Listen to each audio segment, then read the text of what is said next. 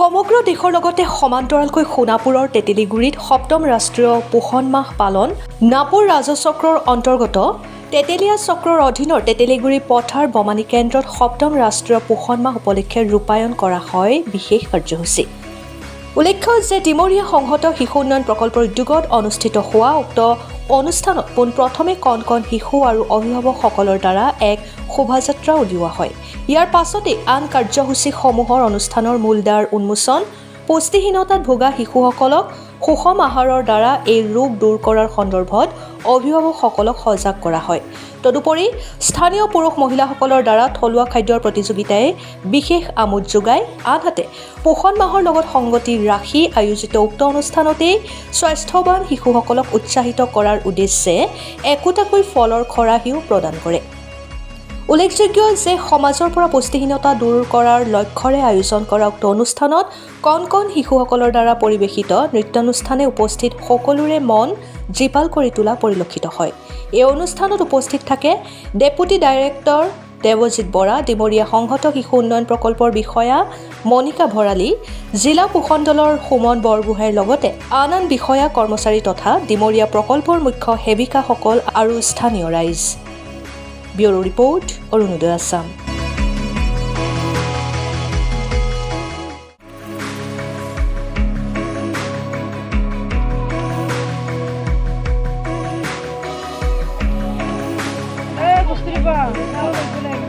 ভাল লাগে।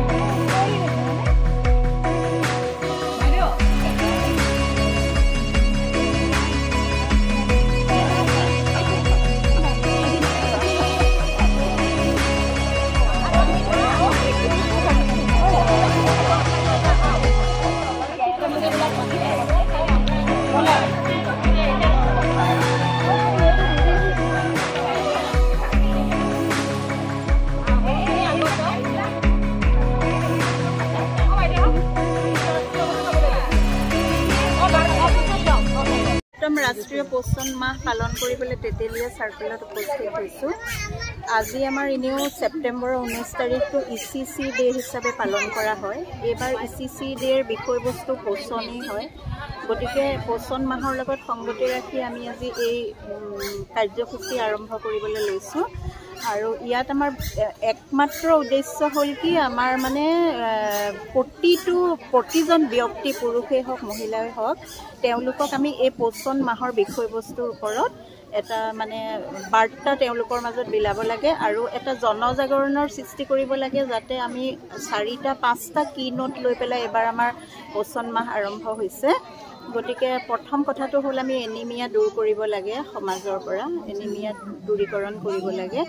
আৰু দ্বিতীয় কথা হ'ল আমি যিটো আমাৰ ছাপ্লিমেণ্টাৰী নিউট্ৰিশ্যন, সেইটোৰ ওপৰত আমি আমাৰ যিখিনি প্ৰসূতি, গৰ্ভৱতী আৰু আমাৰ 6 বছৰৰ শিশুসকলৰ ওপৰত ছাপ্লিমেণ্টাৰী নিউট্ৰিশ্যনৰ ওপৰত গুৰুত্ব দিব লাগে।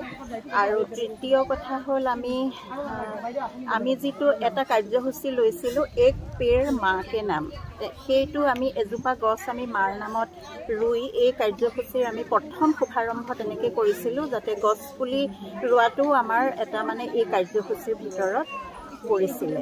আৰু চতুৰ্থ কথা হ'ল আমি যিখিনি কাৰ্যসূচী ইয়াত ল'ম, যিটো জনজাগৰণ আমি সৃষ্টি কৰিবলৈ লৈছোঁ, এনিমিয়া দূৰ কৰা, পুষ্টিহীনতা দূৰ কৰা, সেই গোটেই উদ্দেশ্যটো যাতে আমি মানে চৰকাৰৰ ফালৰ পৰা যাতে বহুত ভালকৈ প্ৰচাৰ কৰি পেলাই মানে এটা বিজ্ঞানসন্মতভাৱে কাৰ্যসূচীখিনি কৰিব পাৰোঁ আৰু প্ৰচাৰ কৰিব পাৰোঁ, সেইটোৱে আমাৰ মূল উদ্দেশ্য। ধন্যবাদ।